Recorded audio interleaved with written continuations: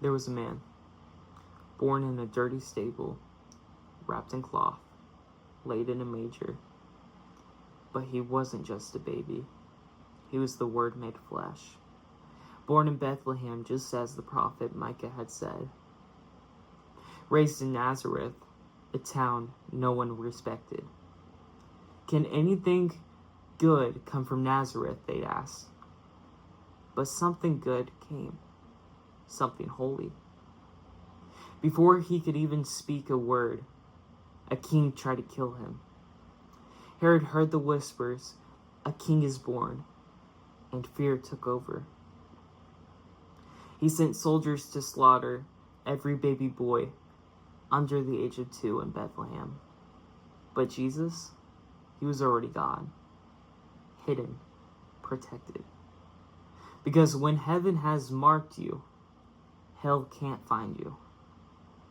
He grew up under the roof of Mary and Joseph.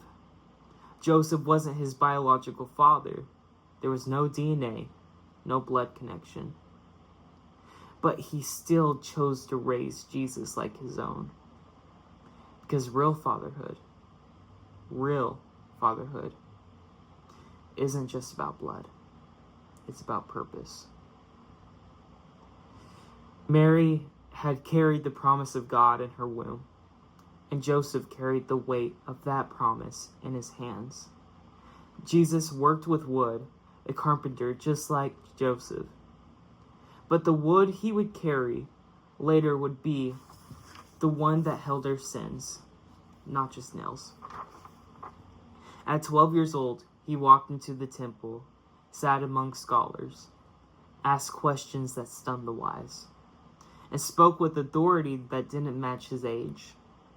He wasn't just learning who he was.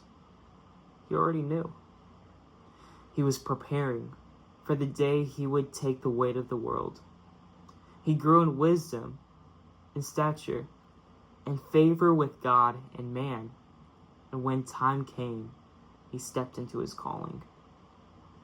Healing the sick, giving sight to the blind, raising the dead, and telling sinners, you and I, you are forgiven. He gathered 12 fishermen, tax collectors, ordinary men who would become world changers. But even among the 12, there was one who would betray him. He spoke of the kingdom.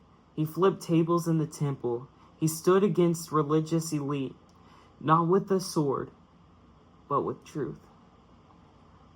And the more he did what was right, the more they plotted to kill him. Then the Last Supper came. He broke bread.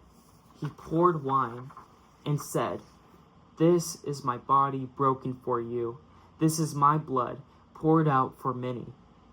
And as he looked around the table, he already knew. Judas had made the deal. He sat in the Garden of Gethsemane, fell to his knees, and prayed, "Father, if there's any other way, take this cup from me. But then, not my will, but yours be done."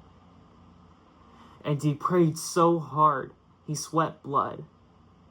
Not because of the whip, not because of the nails, but because for the first time ever, he would be separated from the Father. He came back to his disciples and found them asleep. He said, "Could you not stay awake with me for even an hour?"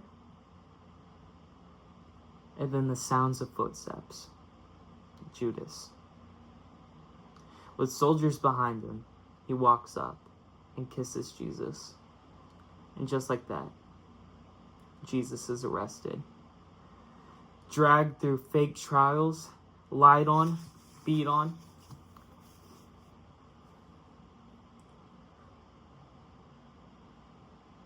Spit on.